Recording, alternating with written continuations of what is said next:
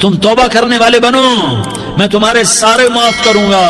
یا عبادی الذین اسرفوا علی انفسہم، اے میرے نافرمان بندو، آ جاؤ مجھے منا لو، مجھے راضی کر لو۔ من تقرب الی تلقیتہ من بعید، تم مجھے راضی کرنے آؤ، میں آگے بڑھ کے تمہارا استقبال کروں گا۔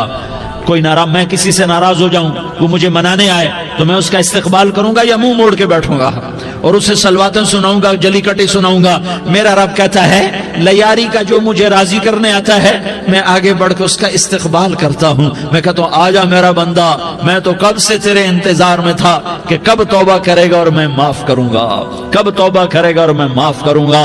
اللہ کو اپنا بناؤ، اس کے در پر جھکنے کے ساتھ ہمارے گناہوں کی حیثیت ہی کوئی نہیں ہے۔ بنی اسرائیل میں ایک آدمی نے 99 قتل کیے، اس کو خیال آیا میں توبہ کروں، ایک عبادت گزار کے پاس گیا اور اس سے پوچھنے لگا میں نے 99 قتل کیے ہیں، میری توبہ ہو سکتی ہے؟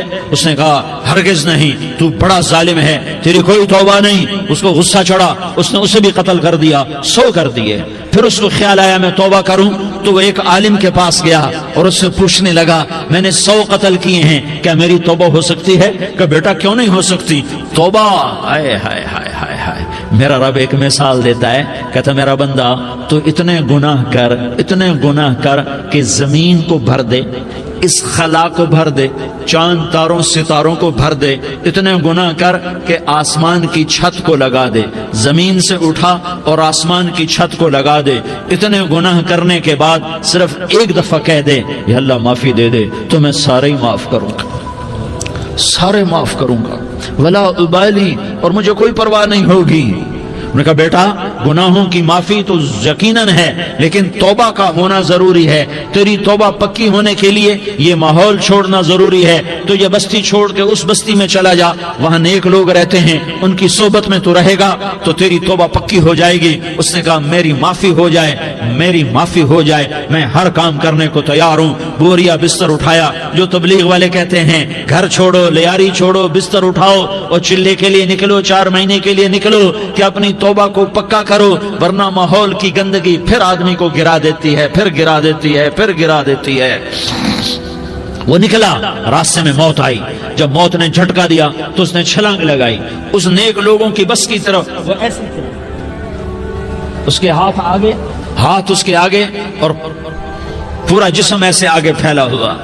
اللہ تعالیٰ نے لیاری والوں کو قصہ سنانا تھا تو دونوں فرشتے بھیج دیے، جنت کا بھی آ گیا، جہنم کا بھی آ گیا۔ جہنم والے کہنے لگے مجرم ہے ہتھ کڑی لگاؤ، جنت والے کہنے لگے مہمان ہے سہرے پہناؤ۔ جہنم والے کہنے لگے توبہ ادھوری ہے، ابھی توبہ پکی نہیں ہے، ابھی نیک لوگوں کے شہر کو پہنچا ہی نہیں ہے کہ موت آ گئی۔ اور جنت کے میں کہنے لگے نہیں نہیں نہیں، توبہ ارادے سے ہو جاتی ہے، ارادہ کر لیا توبہ ہو گئی، ہمارا مہمان ہے۔ اللہ نے تیسرا فرشتہ بھیجا، جاؤ فیصلہ کرو۔ کیا فیصلہ کرو؟ وہ یہاں مرا پڑا ہے، یہ اس کی بستی ہے، یہ نیک لوگوں کی بستی ہے، وہ یہاں مرا پڑا تھا۔ اللہ تعالیٰ نے کہا فیصلہ کیا کرتا ہوں کہ یہ فاصلہ ناپو، اگر گھر کے قریب ہے تو دوزخ والے لے جاؤ، اگر نیک لوگوں کی بستی کے قریب ہے تو جنت والے لے جاؤ، یہ میرا فیصلہ ہے۔ ہائے ہائے واہ میرا رب، میں تیرے قربان۔ ہوا کیا تھا؟